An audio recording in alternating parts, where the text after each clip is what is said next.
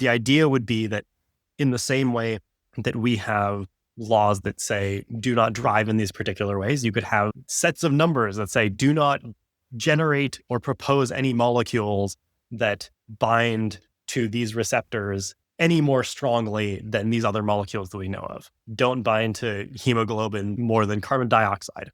That's an important thing. There is a very meaningful way these preferences and these applications are cultural, personal, intersubjective. Like, you can't define toxic in a meaningful way unless you pick some like very narrowly scoped thing, like, oh, does it kill 50% of the mice at that dosage? Mm-hmm. And that's what we typically use. But it would be really nice to have something that was much more granular for people who are trying to treat terminal diseases. So the hope was that you could have a tool that would highly constrain, but also be human readable and understandable and contribute to our understanding of if an AI system proposes a molecule to do a thing, this is why we think it does the thing. This is why we can justify that we think it won't kill you.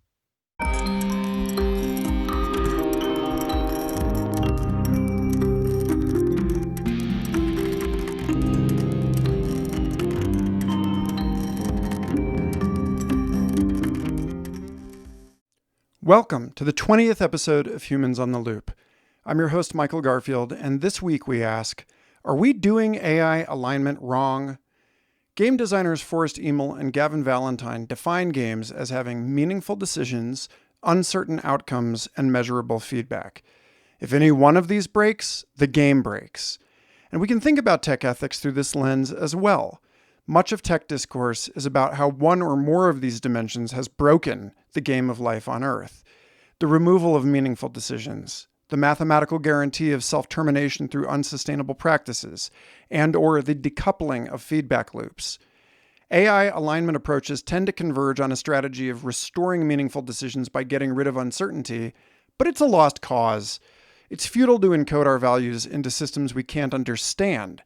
To the extent that machines think, they think very differently than we do, and characteristically interpret our results in ways that reveal the assumptions we are used to making based on shared context and understanding with other people. We may not know how a black box AI model arrives at its outputs, but we can evaluate those outputs, and we can segment processes like this so that there are more points at which to review them. One of this show's major premises is that the design and use of AI systems is something like spellcraft, a domain where precision matters because the smallest deviation from a precise encoding of intent can backfire. Magic isn't science, in as much as we can say that for spellcraft, mechanistic understanding is, frankly, beside the point. Whatever you may think of it, spellcraft evolved as a practical approach for operating in a mysterious cosmos. Westernized modernity dismisses it because Enlightenment-era thinking is predicated on the knowability of nature and the conceit that everything can and will eventually bend to principled, rigorous investigation. But this confused accounting just reshuffled its uneradicable remainder of uncertainty back into a stubbornly persistent real that continues to exist in excess of language and mechanistic frameworks. Economies, AI, and living systems guarantee uncertain outcomes. And in accepting this, we have to re-engage with magic in the form of our machines. The more like us they become, the more mystery and open-ended co-improvisation loom back over any goals of final knowledge and control. In his 2016 essay, Danny Hillis called this the age of entanglement. It is a time that calls for an evolutionary approach to technology. Tinkering and reevaluating, we find ourselves one turn up the helix in which quantitative precision helps us reckon with the new built wilderness of technology. When we cannot fully explain the inner workings of large language models, we have to step back and ask, what are our values, and how do we translate them into measurable outputs? How can we break down the wicked problem of AI controllability into chunks on which it's possible to operate? How can adaptive oversight and steering fit with existing governance processes? In other words, how can we properly task the humanities with helping us identify meaningful decisions and the sciences with providing measurable feedback? Giving science the job of solving uncertainty or defining our values ensures we'll get as close as we can to certitude about outcomes we definitely don't want. But if we think like game designers, then interdisciplinary collaboration can help us safely handle the immense power we've created and keep the game going. This week's guest is my friend Evan Miyazono, CEO and director of Atlas Computing, a tech nonprofit committed not to the false god of perfect alignment, but to plausible strategies for provable safety.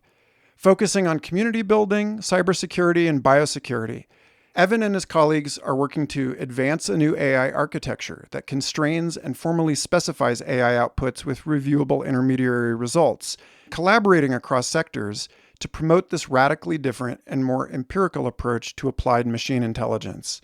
After completing a PhD in applied physics at Caltech, Evan led research at Protocol Labs, creating their research grants program and leading the special projects team that created hypercerts, funding the Commons, Gov4Git, and key parts of discourse graphs and the initial open agency architecture protocol.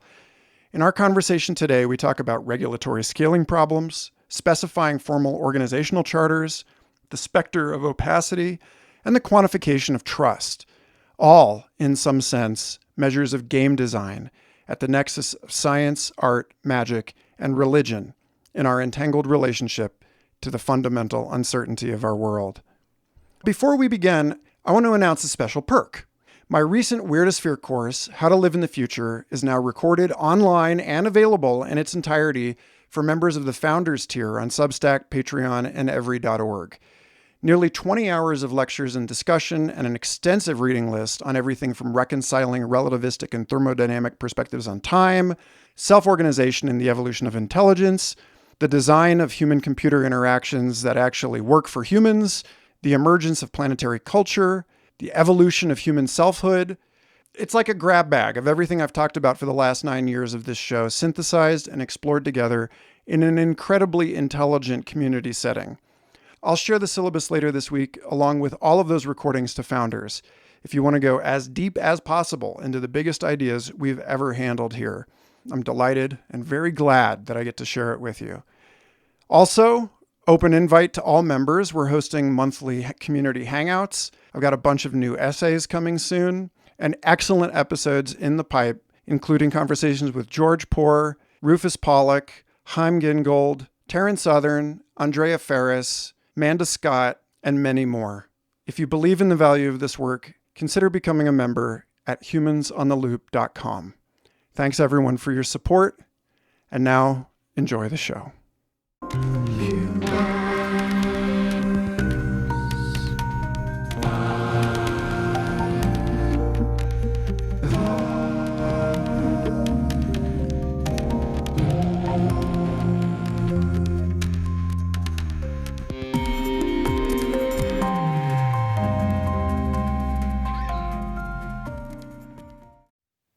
Yeah, the reality of it is that by the time this episode comes out, all of us will be living in a computer simulation if we're not already. And so the fact that we're recording in 720 won't matter because GPT-9 or whatever will just automatically boost you up to stereoscopic 8K.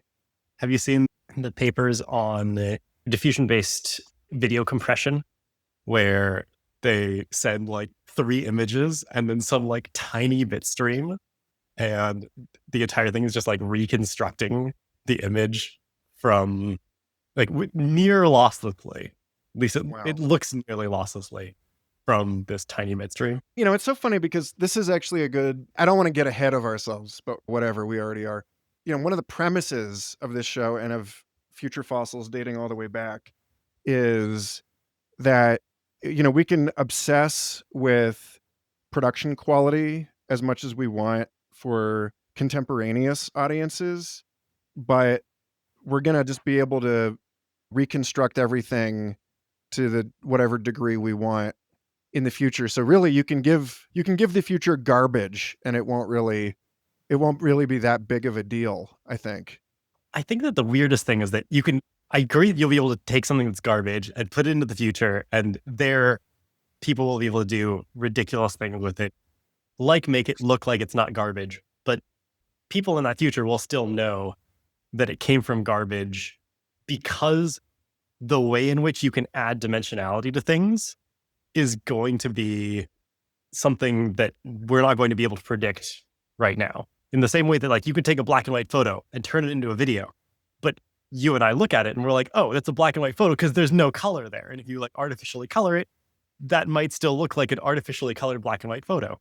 And maybe the gap between those still gets smaller, but like I think that we'll probably like we or maybe future generations will be able to distinguish between like, oh, this is like a model that was trained on all of great grandpa's writing versus slash podcasts versus something that was like, oh, this is like a high fidelity brain scan and upload. Yeah. I know it's funny though, because like, you and I have both lived through the argument. Like so again, to the both sides of this, I remember a lot of my high fidelity audio friends being like, you're never going to get as good as vinyl. Like you never will. And then on the other end, I kept being like, God, who wants to be the MP3 version of themselves? Who considers it satisfactory that, your widow would not consider it?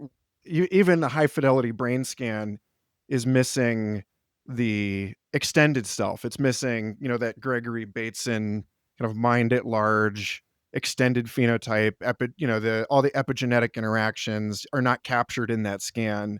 And so, accept no substitutes. But then it's funny because like in the last 20 years, not only has digital audio gotten so good that even vinyl purists realize that it's just an affectation, but also most people just genuinely kind of don't care anymore that they're listening to 256 kilobytes per second MP3s. We're just glazing over the top of it. So I'm curious, there's a paradox in there. And this is somewhat off the topic of what I wanted to speak with you today about. But like, I guess it does matter to the degree that right now you and I care deeply about auditability. And Yeah. the question of like, are your kids going to care about whether they exist in a sort of reactive hermeneutic, like back foot relationship to opaque decision-making structures? Like they just may not mind as much as we do. So yeah. Yeah. I've definitely had like a strong get off my lawn feeling of like maybe I'm just getting old, but like I feel like humans should have a shot at understanding, at least collectively, what's happening in the world. And I think that that is a trend that is currently breaking. Like that's not the direction the world's moving. The world's been moving in the opposite direction for a while now. And like, it's not clear to me fighting for some of these things that I am like really strongly fighting for, like auditability, human review, adherence to laws, and like compliance. Like, I don't think that that's like, there are many things that are like, here is a thing that I think we should move toward and what it should look like. And like the long arc of history is like going the other way. Well, let's get there. But first, Evan, you're on the loop. Welcome. Thanks. This is Thanks for having me. years in coming. Where I would like to start so that we can unpack some of this philosophical stuff and then the technical aspects of your project and why this stuff might matter in practical terms, even if auditability does not matter in any kind of intrinsic aesthetic or moral way, right? Like there are probably still good reasons to care about this stuff, even if, for all intents and purposes, we don't constitute those values in the same way that we do today. But yeah, I would love to just start with you telling a little bit about who you are, where you come from, and why it is that you care about the stuff that you're working on now. Just, I think knowing why you left Protocol Labs to pursue this, why this matters to you so much and where that started in your biography would be really great. Before I jump into that, I assume you can't hear traffic. My window is currently open because doors are closed. No, you're fine. Would it be horribly distracting if I walk on the treadmill while I talk? No, actually walking on the treadmill while you talk, I've come to expect that. It's like, it's Good. weird that you're standing still. Yeah. It's who I am. I'll at least keep it a little bit slower. Yeah, it's often fun to reflect on how I got to where I am because it's such a weird path that I don't think I could give people the tools to replicate, even if they wanted to, even though I'm not sure they would if that were an option. Definitely was a child of the late 90s and believed that technology would solve problems. And I ended up at Stanford for undergrad doing material science. And that was largely driven by having trouble picking a major, but also the fact that it seemed like materials were a place of huge promise. There was lots of additive manufacturing, 3D printing type stuff. We were going to have like optical cloaking and levitation and like room temperature superconductors. And like, this is kind of like the marketing take that material science is giving out like early to mid aughts. And I wanted to be a part of that. I wanted to build the Star Trek future. And by the time I finished undergrad, I realized I needed more fundamentals, ended up applying to only physics and applied physics programs, ended up doing a PhD in experimental quantum optics, trying to build a provably secure quantum internet, and made a little bit of progress after a lot of work, and decided that I should probably not be in academia, be places where I'm a little bit closer to people that I'm trying to help with things that I am building, and went looking for hardware startups. A buddy of mine from college asked me to help out with an unconventional fundraise he was doing as I was looking for jobs. I'd asked everyone I could think of, can you intro me to interesting, ambitious hardware startups? And he had introduced me to the most, but also said, like, if you have some time, could use your help. And that team was probably the most ambitious and capable group of humans that I'd seen assembled to date. And they were gathered around the goal of embedding human rights into digital infrastructure. And I still consider this to be a very worthwhile and noble goal. And Protocol Labs, the entity, has changed a lot since I joined back in 2017, but that's still a general goal. And my role there slowly morphed from funding science and managing and supporting scientists to that was like at an individual level to systemically, how do you try to increase investment and support for public goods generally at more of a systemic level. And as you go from like supporting a researcher, that starts with like a lot of, I need to understand this field and these topics and these problems. And as you go more systemic, it ends up crossing through like economics and social choice theory and political philosophy. And you end in this place that is very much regularly facing political philosophical questions and governance questions. And the last thing I did at Protocol Labs was build a venture studio that included some multiple companies and nonprofits that were building tools to help people effectively invest in public goods. And one of those, it was really like, how do people coordinate at scale to achieve outcomes that people collectively want? One of those projects was a project to have humans coordinate at scale with generally intelligent AI systems. And I became convinced that this was a compelling project, like difficult problem that more people should be working on. And so when we spun out all the companies from the venture studio, I decided that I'd been talking with the lead researcher on that project, David Dalrymple, who's now at Aria in the UK. And he and I had been talking about having a nonprofit that exists to complement that effort. And it took a while before I raised my hand and said, okay, we haven't found anyone. I think this is important enough that I do it. But I have no background in AI. I have no background in formal verification, which is a key component to this plan. And if I start this, it would be like an interim thing that I would do based on primarily writing checks backed by your reputation. Davidad. And he said that he was okay with that. So I went and started this nonprofit. That was a little over a year ago. And in the meantime, we've been popularizing and finding kind of short-term use cases for what I'm calling specification-based AI, where instead of saying, we're going to control this AI system by taking our values and putting our preferences and our beliefs and our utility functions and encoding them into this AI system, we should instead have a system where you don't need to trust that the black box is going to make the decisions that you want. You'll have some scaffolding around it. You can have very high confidence in that scaffolding, and you'll have high confidence in it because you've stated objective requirements of what comes out of that system. And everything that comes out with a proof that is compliant. Sorry, very long-winded. No, not at all. Some of these go up to half an hour. So I guess it's interesting because it sounds to me like some of the people I talk to can really trace the work that they're doing now back to some sort of incitatory event very early in life. And for you and I, it sounds more like a random walk. But I'm curious, like, do you? There's like a 3-year correlation line, I think. Yeah. I think like if you told me, oh yeah, you're going from running a meta science team to formal verification, like a AI spec generation nonprofit, that would have sounded insane. But if you said like, oh yeah, Evan from like 2020, like I can definitely recall like generally when I became convinced that technology does not solve societal problems, socio-technical solutions solve societal problems. And what I mean by that is specifically is that for any society problem technology pairing, you could imagine finding a different society that has the same problem for which that technology would not actually solve the problem.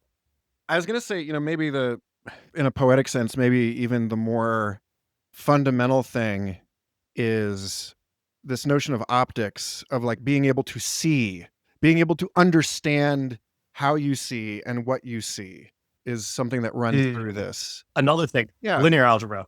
Linear algebra runs through this, and the idea that there are these incredibly high dimensional spaces and you care actually only about a small, narrow subset, like infinitesimally narrow subset of these high dimensional spaces. And the question becomes, how do you identify, localize, and optimize over these things? I mean, there's also like, to the extent that everything is information, you could take an information theoretic approach and say like, oh yeah, information ties all of these things together. There's quantum information, there's compressing information around governance, there's like optimization and like doing landscape. But I feel like there's an extent to which the ability to tie a cohesive narrative is more an exercise in storytelling and like general awareness of the types of things that can be used to tie things together than whether or not those actually exist. Well, that said, what you just pointed to reminded me of the conversation I had with Kay Alato McDowell, the author of the first book with GPT-3, for folks who are unfamiliar. And Kay just wrote this series of articles at Gropius Bow on living in the age of neural media. And the point that they were making in this is that the media environment that we are living in right now is one in which we recognize ourselves not merely as nodes in a network, but as networks, as adaptive systems, and that the media that we engage with is also sensing us in some way. And that, like, talking about linear algebra and storytelling, it's like, actually, I think there's an equivalence there.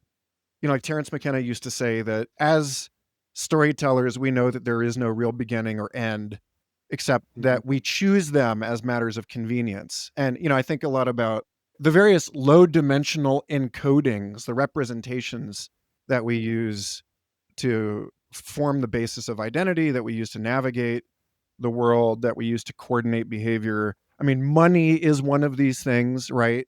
I really appreciated in your pitch deck for Atlas Computing, you start with the second page on the problem is that as soon as we're actually replacing employees with AI agents, suddenly we have more actors than we have supervisors, right? And so like you automatically get into this sort of exponentiation of the difficulty with any kind of social regulation at scale.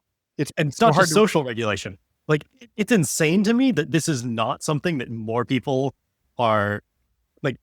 I feel like maybe Yuval Harari will write about this in a couple of months and will have published the thing he's been writing about because I feel like he and I end up crossing mimetic paths in unsettlingly frequently.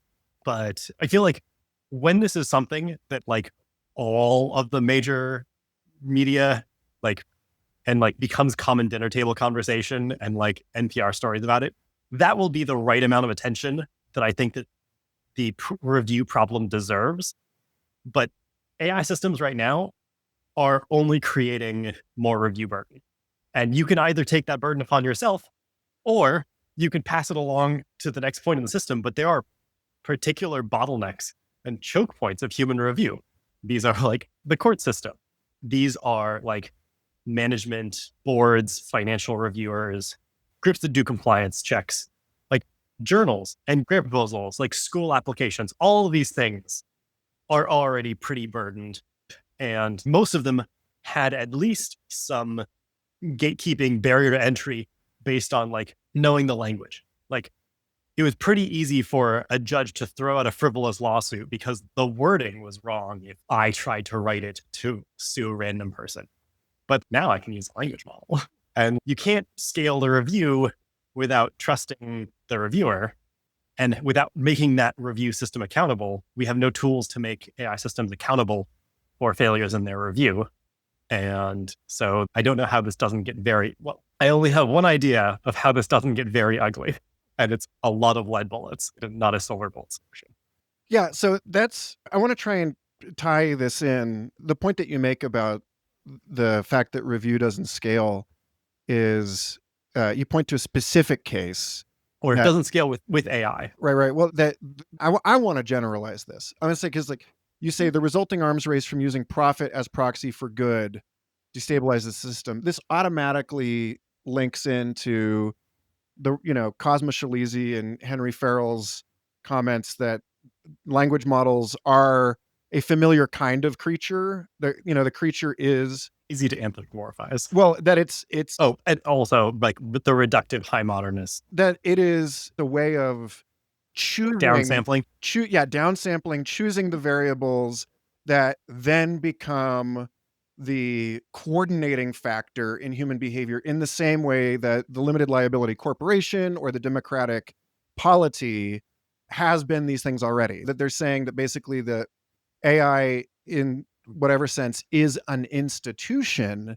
And if we can understand it as an institution and understand an institution as a kind of organism from an information theoretic generalization, then understanding what it is that they're doing and the nature of these sort of problems with oversight, it's like, to me, I could be wrong here, it sounds like what you're saying is that we have a difference in the degree, but not the kind of the problem that we are already facing in two related areas, one of which is regulatory oversight of technological innovation generally, and then the other is parenting, right? Like that's a big theme on this show, is like, if you have one kid and you've got a whole village watching the kid, then it's kind of easy to steer that behavior.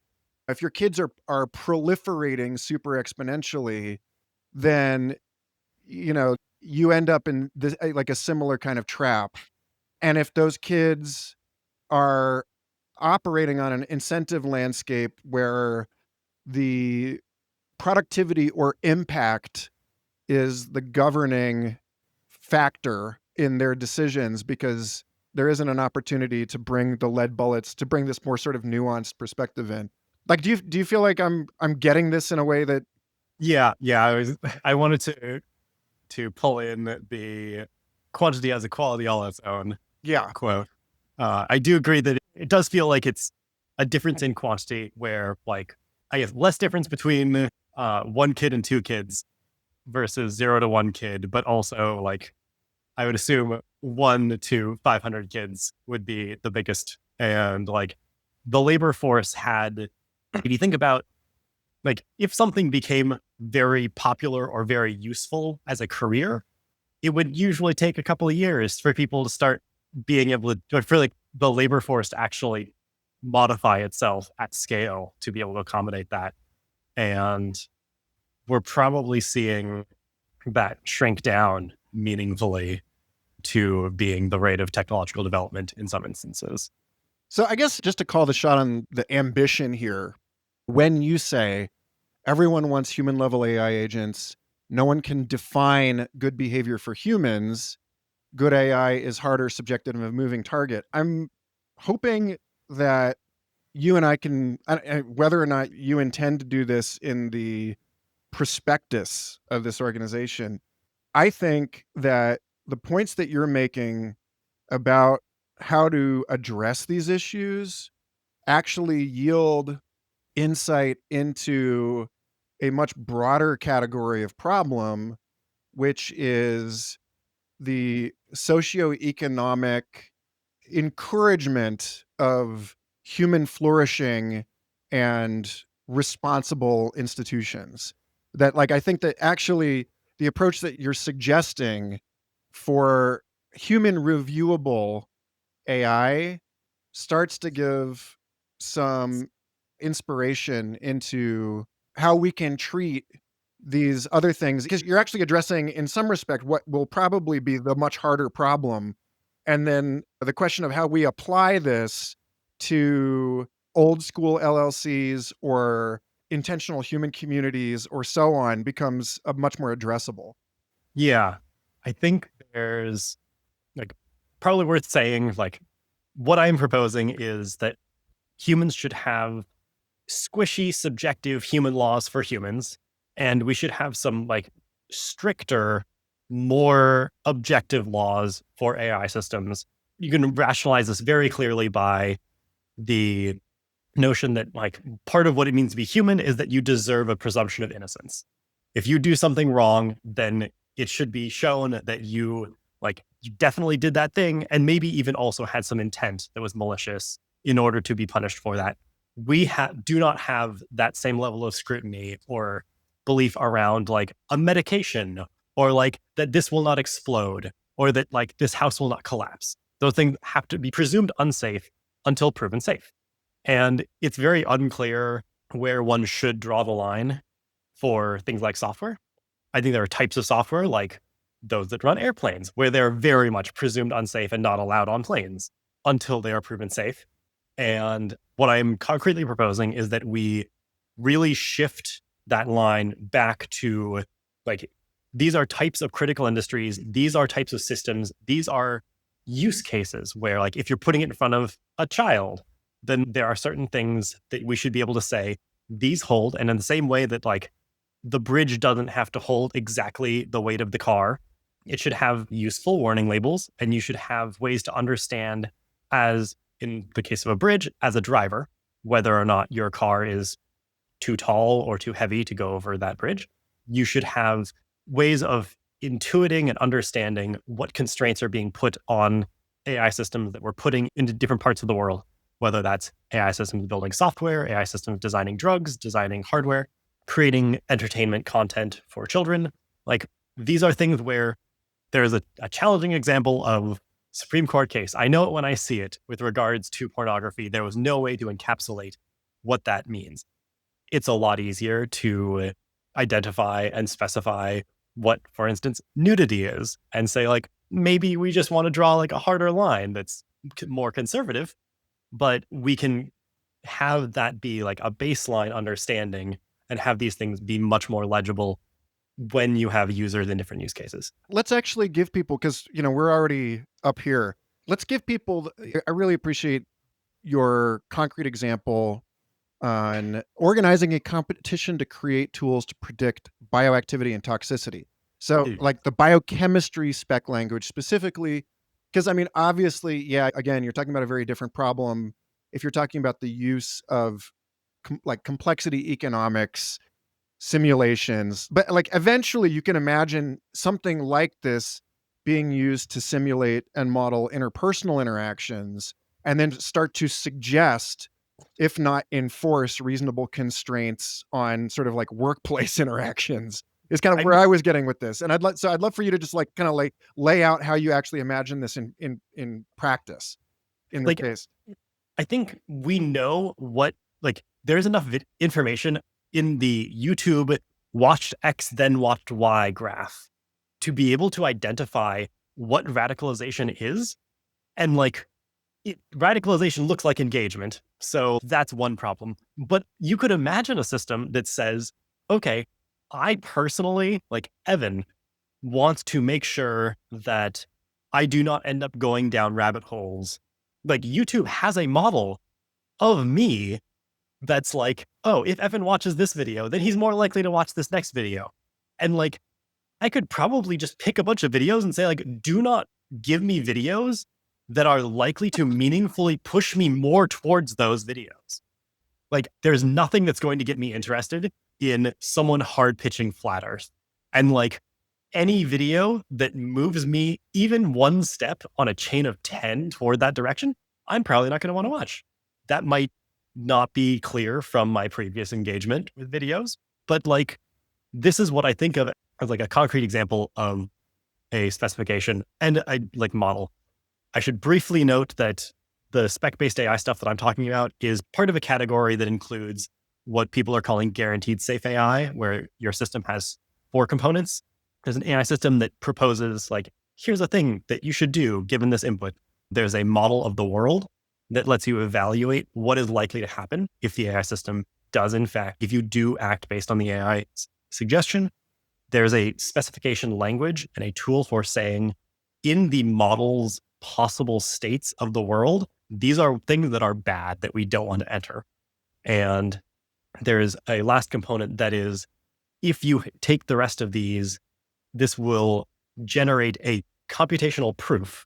You can think of this as like a checksum or a zero knowledge proof or like a formal verification, like existence proof, that given an input, you will not have the model achieve a state that you specified as bad.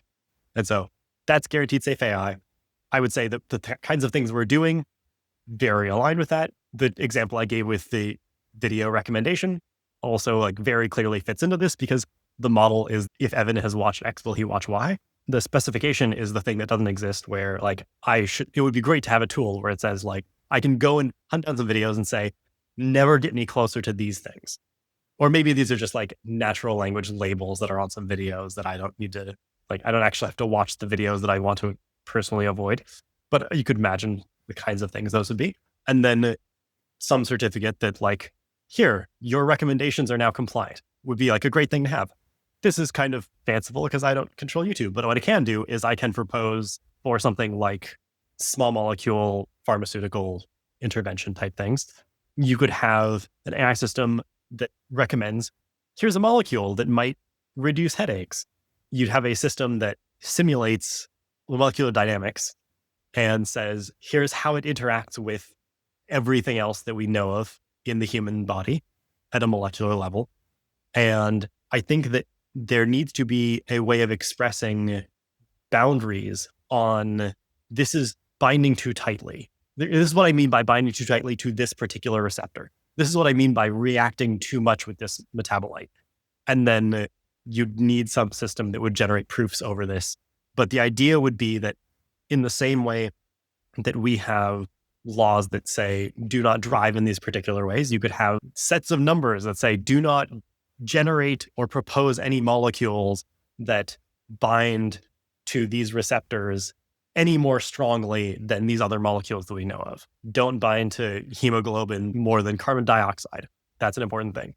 There is a very meaningful way these preferences and these applications are cultural, personal, intersubjective. Like you can't define toxic in a meaningful way unless you pick some like very narrowly scoped thing like, oh, does it kill 50% of the mice at that dosage? Mm-hmm. And that's what we typically use. But it would be really nice to have something that was much more granular for people who are trying to treat terminal diseases and you don't really care if there's like a really bad side effect necessarily.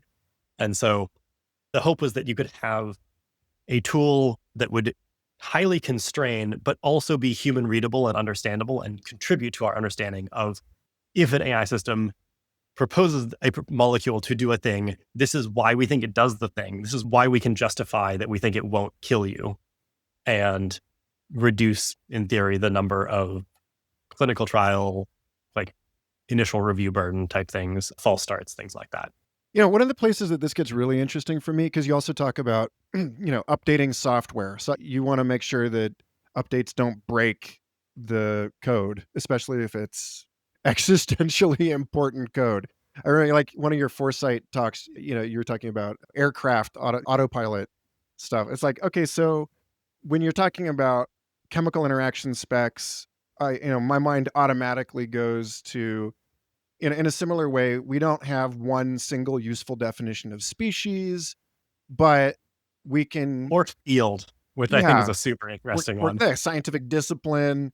But if we get really granular and we are as careful as you're suggesting to be about specifications, then this stuff doesn't just apply to drug discovery. It also could theoretically be used in cases like modeling ecological interventions for the cultivation of biodiversity. Or I think about, like, to the degree that we can come together, and there's a sort of endless regress here. You're talking about your earlier work in coordination. To the degree that we can come together on a carefully specified set of social values, and we can use a system like this at one layer to decide what we are and are not willing to accept as externalities in some respect, then the approach in the chemical interaction system locks in. Yeah, like, I'm glad you brought up the disciplines, because then it actually becomes part of the specifications for thinking about the way that different organismal species interact in an ecosystem, or it becomes the way that you think about the different waste products produced by different industries in economic relationships. Yeah. And going back to stuff we were saying even earlier, there's an extent to which all of these abstractions and ontologies are lossy. We have a collaborator who made the claim that technology is reified abstractions and abstractions do violence to values. And I thought you could get a kick out of those. That's sort of like all profit is theft, right? It's like, well, there's a conservation of energy and matter. So, like, yeah, at some point you're leaving something off the books, but you have to accept lossy compression, I think. Yeah. I But agree. I think that there does become a prescriptive improvement that you can make from this claim, which is we should be able to be fluid in our abstractions. Yeah. And if you're aware of your perspective and that other perspectives differ, that empowers you to try to take on other perspectives, change, understand them, etc. And I think that that very much holds true for these specifications, where making them legible makes them more legitimate because of the public nature of them, the ability to set them. Like, I'm very uncomfortable with the notion of like AI alignment being a long-term solution to problems, partly because I think that as usually framed, it is unclear if that's going to be done in time for it to matter, but like unclear if any alternative will be done too. So I wouldn't work less on it. But also, I'm not entirely convinced that if technical alignment is solved, like if I gave you a box that you could put a person in and a language model, like a generally intelligent AI system into, and it, like after 40 hours of work, the person comes out and the AI system is now aligned with them. And like the person would agree, like, yes, that's how I would have wanted it done. Unclear what you do with that. Do you build like billions of copies of this and give it to everyone? Do you align against one person? Do you align against like US Congress? Do you align to Sam Altman and then just say you're done? I don't know if there's an answer to this that I feel very, very comfortable with. And part of the reason is that what it means to be aligned is that you have put your values into a black box that you don't have to open because it's aligned. And I think that having transparency about values, preferences, specifications, and having a clean interface to existing social institutions to be able to modify those, whether it's a government or corporate policy or like even some stupid end user license agreement. Like, as long as it's in there, it's better than having it just be like, did you align it to a person? So this is actually where I feel like, for better or worse, I am very deeply aligned with the ethos of your project, right? Like I've been in the box for 40 hours with this, which is, Hakeem Bey in Temporary Autonomous Zone makes a very similar point that one generation's utopia is the next generation's evil empire, right? That this is a problem in standardized testing. Anywhere you look in adaptive systems, if you're not taking into consideration the feedback between that encoding of regularity and the metrics that you're trying to track, and then the behavior of entities in that system, then you end up with some sort of weird destructive distortion. And so, again, to bring Kayalato McDowell back into this, we had a really interesting conversation at one point about how this relates to learning organizations and learning societies. I'm curious your thoughts on the more that human consortia are by default chimeric or centauric, like the more an LLC or a 501c3 or a democratic republic or whatever involves this coordination between humans and AI, the more I feel like guaranteeably safe AI as an output of this constant test and adjust, investigate, oversight kind of process, the more it applies to pretty much every kind of human activity. And one of the areas that I think I'd like to hear you speak to, even though it's maybe a little outside of the stated objective of this project, is how this kind of approach seems to get us closer to the problem of the gap that occurs between the stated ethics of an organization and the people that work for it and the actual behavior of that organization. I feel like so many of the conversations I've been having with people for this project are touching on in some way such and such a company that I work for used to do a really good job at upholding some sort of ethical principle, and now it doesn't, or it's lost the plot, or that it has become, cancerous in some way, like it exists in order to exist rather than in order to serve its charter. This actually goes back to my immediate response to like each generation's revolution is the next generation's evil empire. Someone asked me, why is it that great research organizations seem to always go stale? Like, is there something about them? Like, is there something about the dynamics? And like, my initial response was like, maybe what it means to be a great research org is to be transient. Like, why do we assume that? I think that there's like a default Darwinistic belief that because it lasted, it was good. And I think the answer is like, it was good at surviving. I think that maybe my cleanest answer is great research orgs go stale, or like golden ages end because the things that optimize for long-term longevity are not often the things that you want out of that system. And I think that this like sort of ties into some of the governance stuff that I'd previously done, but I became strongly convinced that every governance system is some lossy compression of aggregated preferences. And if you're going to say N people have preferences over these options, and you want to say the group has preferences over these options, you've just done a compression by a factor of N, and there's no way around that compression. That said, there are many ways you can do it. You could say the majority want blank. You could say we randomly selected one person, or the people elected a representative, or we did quadratic voting, like a bunch of different things, all lose different information.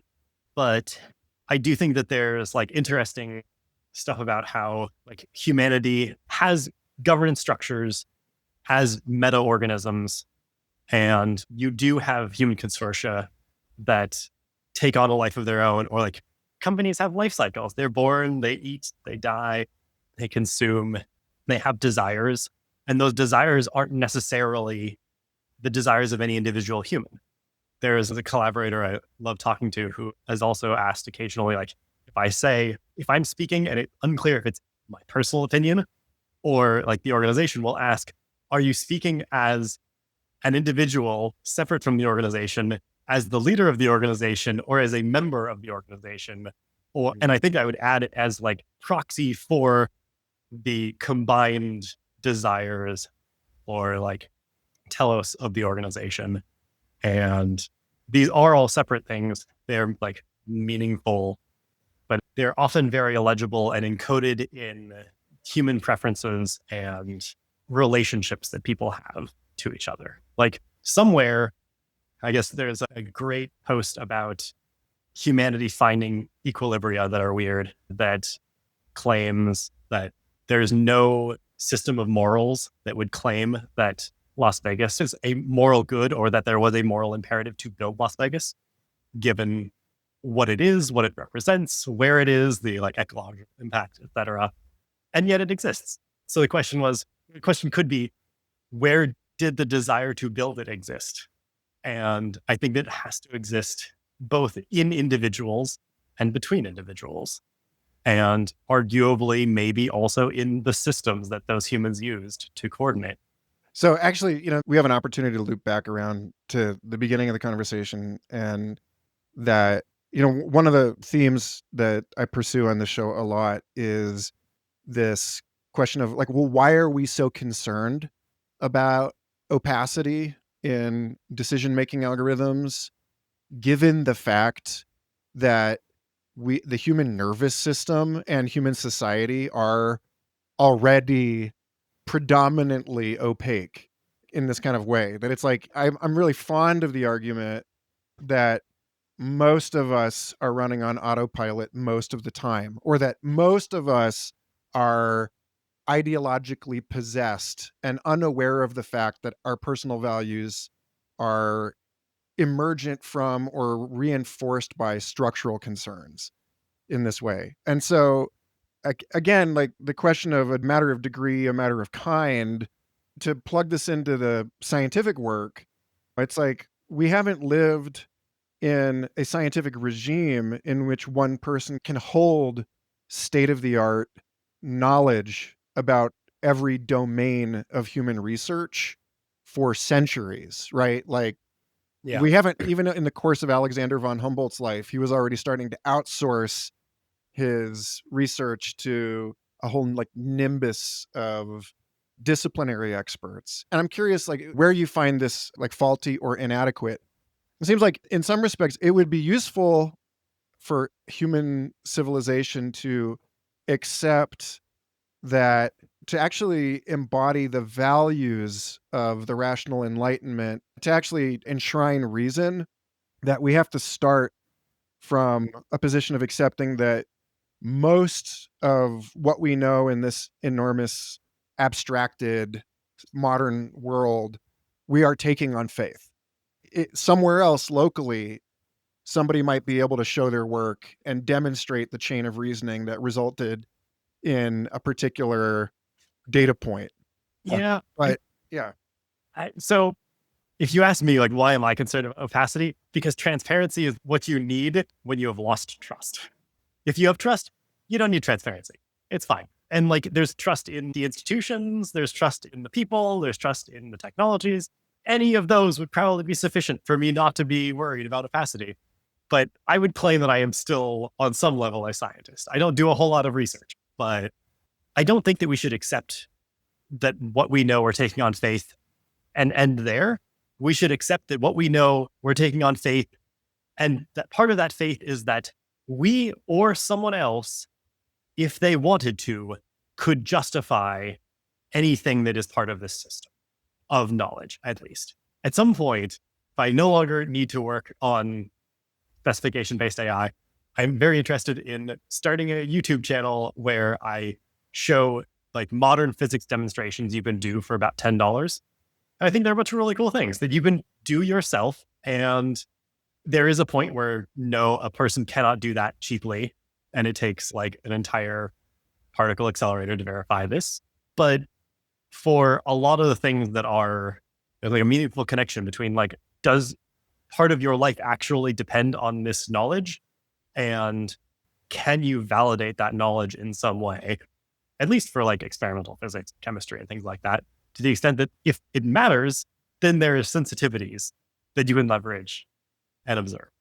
And so I think that there's like a trust but verify element of reason in terms of knowing what we know. I'm glad you brought it here because trust comes up on the show all the time. Unsurprising. Yeah. It's like the, Do you yeah. ever Yeah. ask the question, like, how would you quantify that? I imagine you get some like really interesting answers given the people you talk to, but like every once in a while, people will say like, trust comes up a lot. And it's like, how would you quantify trust? Do you have intuition on that? And this comes from the like, I would claim that the more objective your criteria are, the more gameable they are. But even if Right. it's subjective, you should still quantify it. One of the shirts we printed for a conference was quantifying the subjective or something, which seemed really dumb at the time because it was 2021. To the issue of quantifying the subjective, I come from Francisco Varela on phenomenology, this book I read in grad school, where they basically said, this is the kind of the framework that I've used for this, is like, there is no such thing as purely subjective or objective, but all knowledge starts from an independent observation, some kind of experience. And then basically there is no such thing as a pure hallucination, because you may or may not be able to verify your experience with others, but that doesn't give you any kind of absolute certainty as to whether or not that experience is verifiable, because you never actually query it against all possible other perspectives. What you can do is, if you look at the history of knowledge production over the history of humankind, you can say we go from like my truth to our truth to what we've been calling the truth. But in the sort of postmodern world, the truth is also revealed to be bound, it's situational, it's contextually specified in some way. And so this is where you want to talk about like Plurality Institute, and at some point, getting I guess there's like a fun 2x2 of like my truth versus our truth exists, doesn't exist. I would say we went kind of from like our truth exists to my truth exists to like my truth doesn't exist. And are we like, I guess the metamodern general trend is towards the existence and validity of multiple truths. I mean, this is why I like Pooja Olhaver's work, non-transferable tokens, and the ability to decouple verification and credentials from the formal institutional production of proxy credentials, right? Because at that point, you can say, in a system like that where you can bridge intersubjective agreement gradually up into something that becomes asymptotically more objective. And it's not restricted to the way that this is handled within a particular discipline, right? So, like, where I think about like quantifying trust and so on, it's that now we can say things like, my graduate advisor, Sean Esbjorn Hargens, looked at over 200 different disciplines and their perspectives on ecology, and looked at the ways that all of these different disciplines with their different kinds of validity claims and the ways that they uniquely establish expertise and verify things like the different ontologies of data represented by, for instance, behaviorist science versus, hermeneutics versus deep ecology, this kind of stuff, complex systems science, that all of these, they may not be fungible in terms of the ways that they actually perform measurements or the ways that they actually establish trust within disciplines, but you get something by giving up the idea that there is like an ultimate ground to knowledge that you can rest in perfectly forever, but then accepting that you can continue to run the inquiry and substantiate perspectives by articulating them with ever more foreign perspectives. I think that this ties into everything that you're talking about, in as much as that it's coming from the same position of, you never earn complacency. You never earn like, this is true, but you, Yeah, it's similarly like no spec should be presumed sufficient to be timeless. Right, right. Or like it's like where your system ties into the thinking that I've been doing with people on like the reproducibility problem is that people are not being transparent about some aspect of the methodology or of the epistemology of the researchers. They're not being transparent about some kind of shared bias that they all possess. I told you my proposal for how you should be able to predict irreproducibility as No. part of the peer review process. I want to find a journal that would try this because I think it'd be ridiculous, but also potentially really interesting. When you submit a paper, editor should say, like, okay, here's 2 questions I have about the methods that I think would be meaningful. Like, where the answer might differ across people, and you might end up with a meaningfully different result based on the answer. All of the peer reviewers do that too. And then they all have to answer each other's questions in terms of if they're the author, what they actually did, or if they're a reviewer, what they think the author did. And I would say this won't give you an upper bound on the likelihood that it won't replicate, but I think it gives you a lower bound if like 3 different peer reviewers all agree this is a question that is impactful on the methodology, and all 3 of them give different answers for what they think the author did, because if that's what they think the author did, that's how they would go and replicate it. And so what you're really probing is the tacit and latent knowledge that sits underneath the paper. And I think it's like you could probably just say like, oh yeah, like of the 5 questions answered, there was agreement on all of them. This paper gets like 5 reproducibility check marks. And then like maybe they go down to like 0. It doesn't mean that it's not going to replicate, but it means that you should probably have a lot more information in the methods about what it was they actually did if you want someone else to be able to show the same result. Yeah, so this actually ties back to in one of your presentations, you quoted Alfred North Whitehead. I love this quote. Civilization advances by extending the number of important operations which we can perform without thinking about them. It's funny because like I feel like in everything that you're saying, scalability jeopardizes trust. It depends on Yeah. abstraction.